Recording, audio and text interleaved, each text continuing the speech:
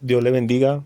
Estamos aquí hoy haciendo una breve introducción de lo que es el neopentecostalismo, ya que tenemos que dar un estudio a continuación de todo lo que es el neopentecostalismo. Y hoy estaremos abriendo con una introducción. ¿Por qué una introducción? Porque el pentecostalismo tiene sus orígenes, pero más allá de que tenga sus orígenes, tenemos que presentar por qué es neopentecostalismo. En uno de nuestros videos explicamos lo que, a través de nuestras posturas, que era el pentecostalismo y dónde partía. Y decíamos que los movimientos pentecostales se basan en lo que es el Hechos capítulo 2 cuando el Espíritu Santo se derramó. Y decimos que es Pentecostés porque es la fiesta judía que se celebra 50 días después de la Pascua. Y en ese día, como se celebraba esa fiesta, es donde se origina el derramamiento del Espíritu Santo a los 120 que estaban en el aposento alto. Y a partir de esa doctrina se crea el movimiento pentecostal. Pero el movimiento pentecostal no surge directamente ese movimiento no surge directamente de ese día.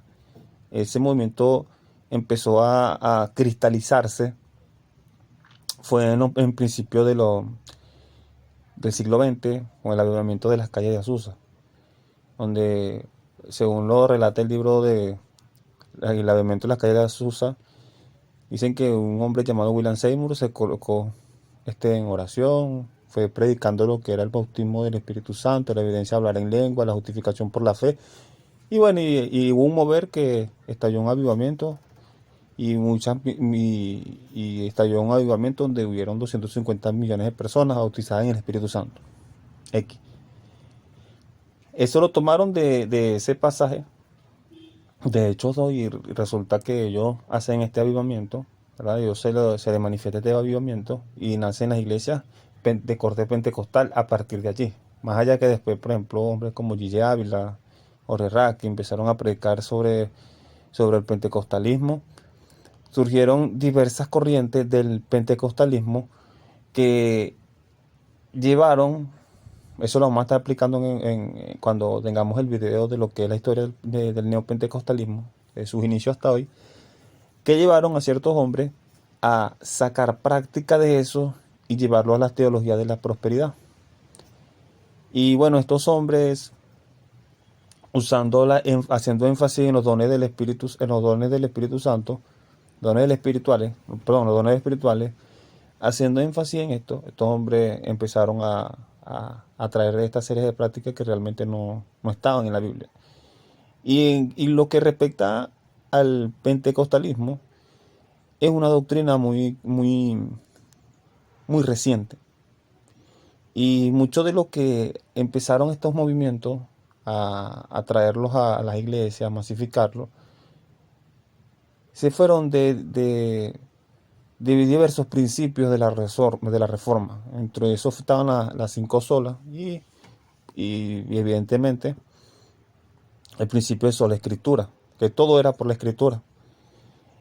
Y ellos, al desviarse y al empezarse a apartar más de la escritura, introdujeron miles y miles de prácticas que a la final ellos convirtieron como una máxima, que al convirtieron como máxima, digregaron todo el tipo de manifestación. Y ahora es muy difícil que hoy en día tú les expliques por la palabra lo que es un verdadero don de lengua a la persona, sin que antes ellos te digan que es un don de lenguas angelicales, o sea que no es así.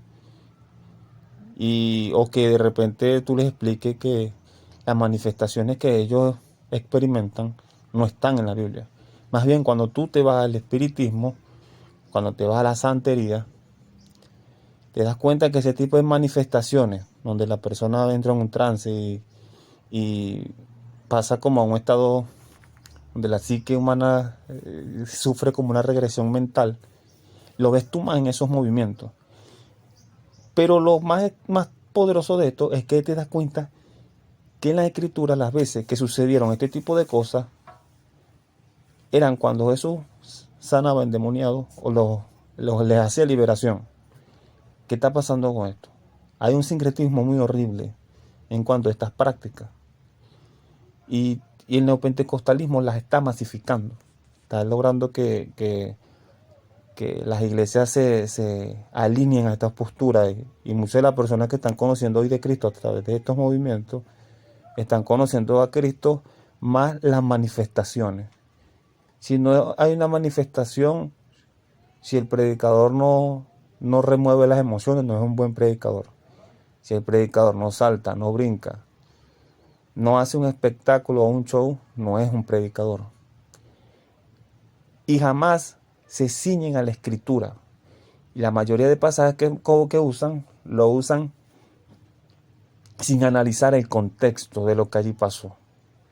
Casi siempre están generalizando las profecías que dicen, como por ejemplo, aquí hay alguien que tiene un problema y ese problema hoy Dios se lo va a solucionar. Casi todos los seres humanos que yo conozco tienen problemas, es algo normal. Y la realidad es que le hacen tanto énfasis a ese tipo de profecías que ellos lanzan, generalizan, y realmente las personas de estos tiempos están buscando respuestas de ese tipo, o que hayan personas que le ofrezcan ese tipo que le ofrezcan ese tipo de respuestas a ellos. ¿Por qué? Porque el mundo hoy está sufriendo, el mundo hoy padece con todos los conflictos que estamos viviendo, el ser humano se está desintegrando. Y ellos prácticamente que le ofrecen pan para hoy y hambre para mañana. ¿Por qué? Porque lamentablemente cuando tú le ofreces discursos de ese tipo, donde le ofreces un, un paraíso terrenal, donde hay dinero, donde hay cosas lujosas, lamentablemente las personas cuando empiezan a tocar tierra, empiezan a hacer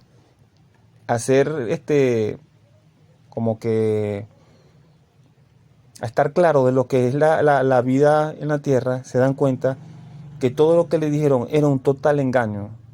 Muchas veces que le profetizaron que iban a tener grandes ministerios, no todos nacimos para tener grandes ministerios. A muchos le han dicho que iban a tener casas, negocios, y no todos nacimos para tener casas y negocios. Porque si, por ejemplo, Cristo murió en la cruz para que todos nosotros fuésemos ricos y tuviéramos un mensaje de reino como ellos dicen, yo creo que la muerte de Cristo sería en vano.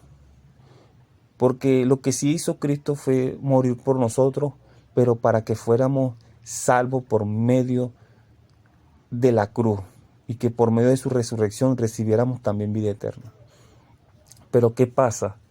Eso es algo que se descontextualizó.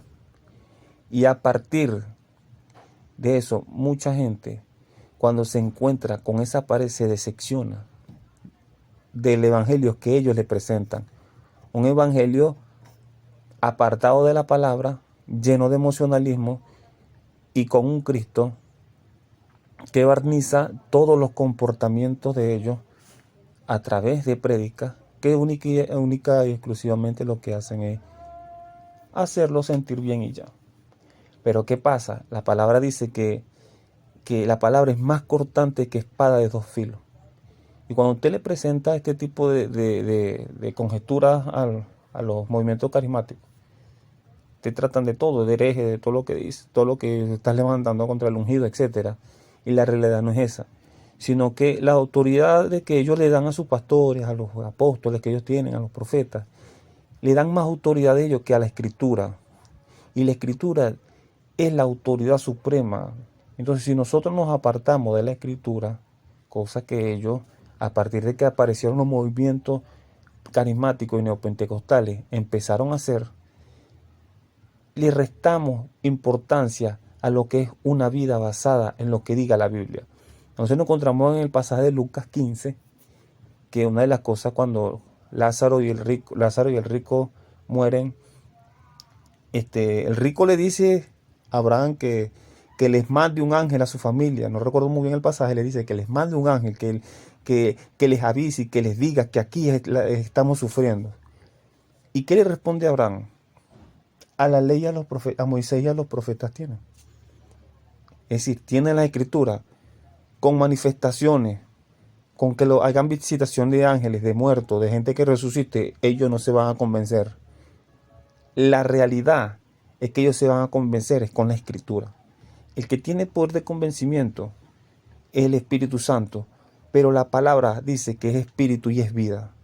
Y cuando nosotros nos apartamos de la palabra, nosotros nos metemos en sitios que prácticamente nos están llevando a creer más en manifestaciones que en la Escritura. ¿Por qué? Porque eso Cristo lo vivió. Muchas de las personas que estuvieron siguiendo a Cristo cuando Él estuvo ejerciendo su ministerio era por las señales y por los milagros que Él hacía. Que cosa que no estaba malo. Pero la otra parte era que cuando Él hablaba de parte de Dios, citaba las Escrituras, los primeros que se enojaban eran los fariseos. ¿Por qué? Porque eso provoca la Escritura al religioso, al que usa la Escritura a su conveniencia. Y esto lo ha hecho mucho el pentecostalismo, el neopentecostalismo o los movimientos carismáticos pentecostales. Blindan sus doctrinas con pasajes fuera de contexto. Y cuando vemos al Señor, el Señor le dijo a los fariseos: erráis porque tenéis desconocimiento de las Escrituras. Y eso es lo que evidentemente hacen la mayoría de movimientos neopentecostales. Erran porque no escudriñan las Escrituras. Los movimientos carismáticos y neopentecostales de este tiempo han acuñado un sinfín de falsas doctrinas, como la doctrina de la cobertura, de la paternidad espiritual, que por falta de estudio y por no irse a los orígenes de dónde nace cada doctrina de esas, han caído en herejía. Y le han dado más autoridad a los apóstoles, a los profetas, a los pastores, que a la misma Escritura. Y la Escritura dice que el que mora bajo el abrigo del Altísimo, que mora bajo el abrigo del Altísimo, morará bajo la sombra del Omnipotente. Todo el Salmo 91 dice la protección que brinda Dios a las personas. Y si Dios nos brinda esa cobertura, ¿por qué nosotros tenemos que buscar una cobertura o una protección que no sea esta? Si esta me da a mí la suficiente tranquilidad, dice la Escritura, es más, dice: y diré yo, alma mía y castillo mío, Jehová, en ti confío. En Él confiamos. Pero al parecer estos hombres tienen más autoridad que el mismísimo Salmo 91. Si tú te apartas de ellos y caen en un abuso espiritual con las personas, prácticamente que las golpean, y a través del temor le dicen a ellos que si se van le va a caer una maldición, porque ellos tienen una autoridad por encima de casi las Escrituras. Es decir, es un evangelio según el apóstol fulano o la profeta fulana. No, amigo. El evangelio, los evangelios son los evangelios. Las Escrituras son las Escrituras. Y ya fueron escritas. No hay revelación de ningún tipo. Si usted quiere agregarle otra revelación, como hicieron John Nelson Darwin con el dispensacionalismo, como hicieron distintos, casi que progenitores del pentecostalismo, usted está cayendo en una herejía. El neopentecostalismo ha presentado diversas doctrinas, como la de hablar en lengua, la única evidencia del bautismo del Espíritu Santo. Hasta te puedes ir para el infierno si no hablas en lengua, no sabiendo que Pablo explica el don de lengua por un problema que había en la iglesia de Corintios. La iglesia de Corintios estaba ubicada en Grecia. En el contexto que estaba la iglesia de Corintios, ellos habían dejado meter unas herejías, y entre eso estaba la glosalía del culto a la diosa Afrodita. Hablar con balbuceos y con diversas tonalidades, diciendo que estaban hablando en lengua. Entonces Pablo les dijo: yo también hablo idioma o hablo en lengua, pero el que hable con un intérprete, que alguien diga qué es lo que está diciendo. Pero ¿qué pasa? Hubieron predicadores en los 80, en los 90, que construyeron esta matriz de opinión, y resultó que esto se masificó por las iglesias, y nunca hubo alguien, o sí hubieron, pero no le pusieron cuidado, que explicara esto y que prácticamente están cayendo en herejía, como caen los brujos, los santeros y los avalados en sus sesiones espiritistas.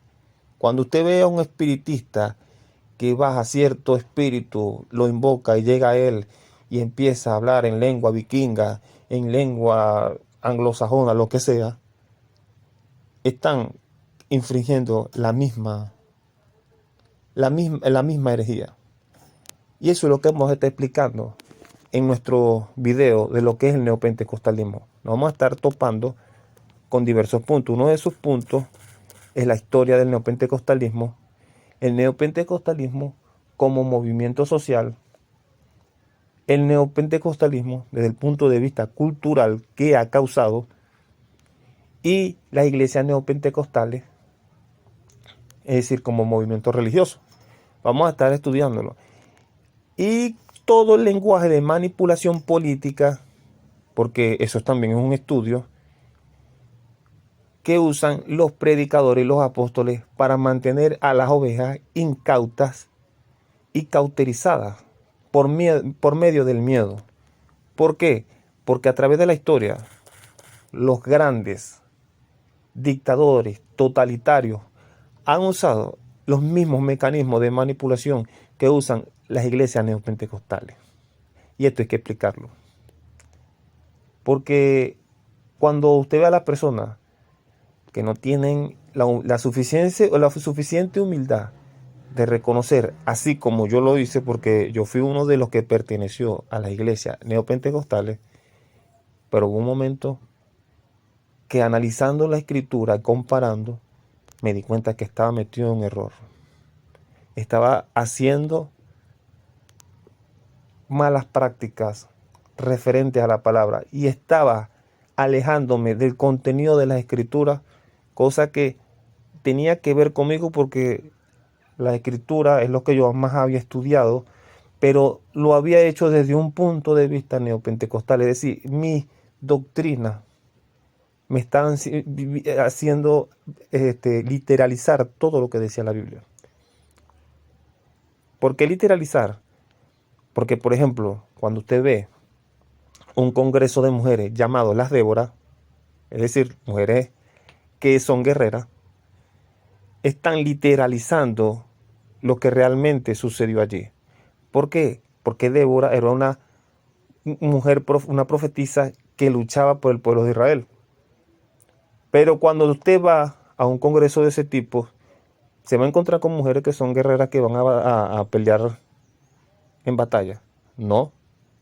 En el Nuevo Testamento sí vamos a encontrar mujeres de Dios, como Priscila, que era quien formó a Pablo, a Apolo, llamándolo aparte, enseñándole la escritura, porque ya Apolo sabía, pero lo afianzó con Cristo, porque Apolo sabía del bautismo de Juan, pero era tiempo de que él conociera la vida de Jesús y lo que realmente él tenía que aprender. ¿Por qué? Porque eran personas formadas. ¿Por qué no usa un ejemplo de Priscila?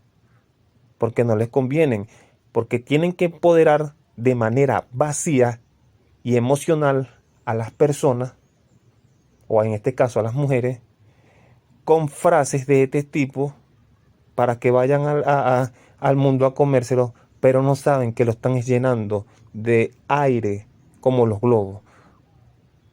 Son burbujas que andan en la calle, andan en la vida y que en cualquier momento se topan con una adversidad y explotan. ¿Por qué? Porque no están cimentados en la palabra de Dios. Cuando usted, por ejemplo, va al conflicto israelí-palestino y encuentra a las mujeres del ejército de Israel combatiendo, esas sí son mujeres guerreras. Claro, no estamos diciendo que no hayan momentos para usar analogías de la Biblia, pero el usar eso como una máxima ha convertido a las personas en personas que rápidamente se defraudan de las iglesias porque le ofrecen algo que jamás va a suceder en su vida, porque no todas las mujeres van a tener esa capacidad. No todas van a lograr a llegar donde ellas aspiran llegar algún día. Eso no es para todo. Dios nos diseñó a cada uno de una manera distinta para que nosotros vengamos a creernos cosas que jamás dicen en la Biblia. Porque Débora fue una sola mujer. Débora no son miles ni millones de mujeres. El ejemplo a seguir es Cristo. Y si nosotros empezamos a meterle esa ideología feminista a las mujeres, cuando esas mujeres van a las casas, evidentemente es contra el marido. Y las iglesias no pentecostales no se dan cuenta de eso. Por eso usted ve predicadoras como Yesenia Ten hablando y hablando a diestra y siniestra del feminismo progresista que se está manifestando en este tiempo. Un empoderamiento falso de la mujer, quitándole autoridad a la escritura y quitándole autoridad al hombre como cabeza de la familia. Que eso es lo que buscan estos movimientos progresistas. Y esto vamos a estar explicando más a profundidad, porque evidentemente la palabra nos dice que tenemos que contender ardientemente por la fe, por nuestra fe. Más allá de que ellos digan que no podemos juzgar a los pastores, pero sí sabemos que en cierta parte tenemos que obedecer primeramente a Dios antes que a los hombres. Porque no podemos dejar de predicar el Evangelio o de hablar de la sana doctrina, porque evidentemente cuando ellos caen en este tipo de comportamiento, sufren cuando se encuentran con la sana doctrina. Así como le dijo Pablo a Timoteo. Llegarán tiempos donde no sufrirán la sana doctrina, es decir, no le harán caso a la sana doctrina. Para ello la escritura pasará a una mejor vida. Y es tiempo de que levantemos la palabra como la suprema autoridad, no las manifestaciones espirituales, no las manifestaciones carismáticas, es la palabra que no está sujeta a una interpretación personal ni privada. Porque Dios ya habló por medio de profetas y por medio de los escritores, y a ellos fue revelada la palabra por inspiración de Dios. Pero ¿qué pasa? Ahora las paternidades les dan otra revelación más, aparte de la Biblia, a las personas. Y eso lo vamos a estar investigando. Y más allá de que las personas no entiendan qué es lo que está pasando con los movimientos carismáticos y pentecostales, es tiempo de que alcemos la voz, de que Cristo viene pronto.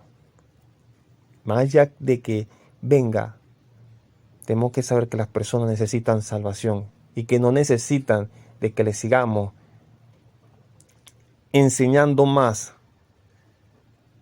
de elementos emocionales y de manifestaciones falsas, sino que le enseñemos de la palabra y los discipulemos verdaderamente como hijos de Dios. Esta vez terminamos. Espero que le den like, se suscriban y que nos apoyen. Y que entendamos que este mensaje